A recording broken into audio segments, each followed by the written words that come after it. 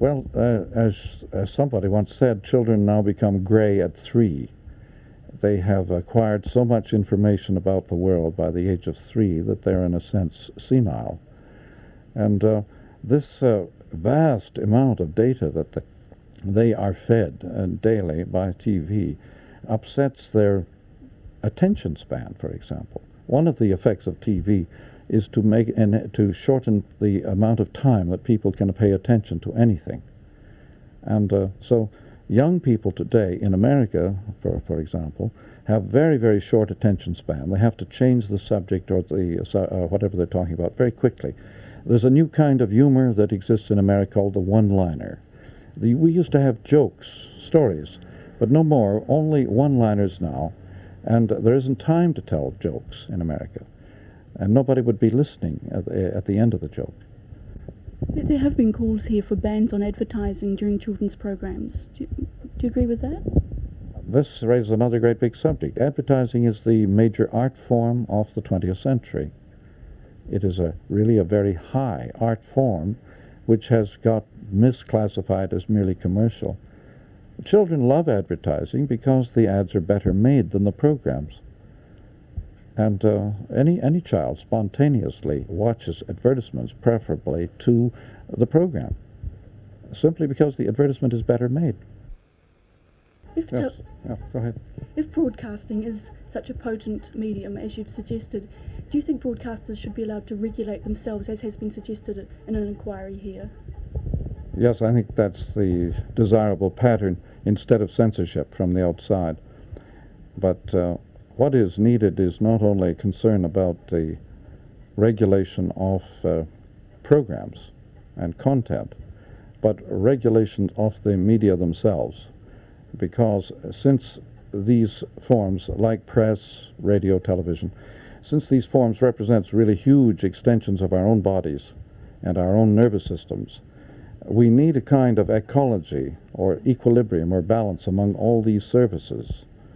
Otherwise, we get hopelessly lopsided. And what's wrong with television is the kind of effect it has on people's nervous systems. And it's not the program that is unsettling or dangerous. It is simply the complete disruption of the human nervous system by this potent drug. Do you think there should actually be controls on the amount of television people can see, not exactly what they see? And the amount that is in relation to other media like radio and press and telephone as far as that goes. But there needs to be a kind of interplay among all of the media, just as we are looking for a balance in the environment. The media are themselves a very large part of the environment. And they need to be regulated according to their kinds of effects they have on people. And the programs are very, very incidental. It doesn't much matter what shows you put on. It's the medium itself that has the big impact. We think there could be a case then for decreasing the amount of television transmission time? In relation to other media, like print and radio and so on, there should be a balance. Diet, yes. You've said a lot about the effect of television on children. Just what children are getting the information from television. Is there a case for them still to go to school? The school represents a kind of organizing of interests and activities that needs an ecological balance too with the other media. The extracurricular activities of TV and radio have become so vast that I think they overbalance the school altogether. The classroom becomes a real problem, and the city itself outside the classroom now has all the answers, and the classroom no longer has anything comparable to the answers that are outside the classroom. Ivan Illich did a book about this called Deschooling, in which he argued that we should close the schools now because they're obsolete. But I think that what is needed is that the schools use their space and their time for questions and dialogue rather than just feeding out answers and just specialist data. However, that's a big subject. But there is this need for balance between the information available in the classroom and the information that the children all pick up outside the classroom. I don't think it's being manipulated, no, by advertising. It's to him it's play as much as anything.